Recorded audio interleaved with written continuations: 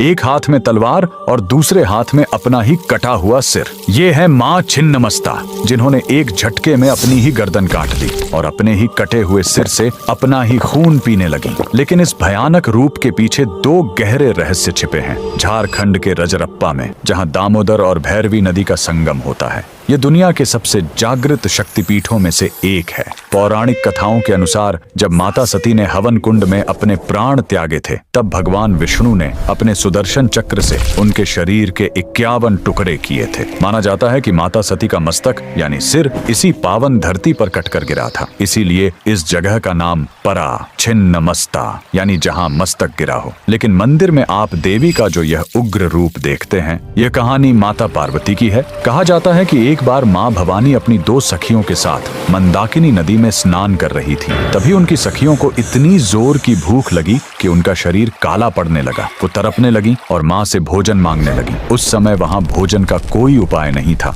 अपनी संतानों की ऐसी तरफ एक माँ से देखी नहीं गई। उन्होंने अपनी खड्ग उठाई और एक ही झटके में अपना ही सिर धड़ से अलग कर दिया। कहा जाता है कि उनके धड़ से खून की 3 धाराएं निकलीं।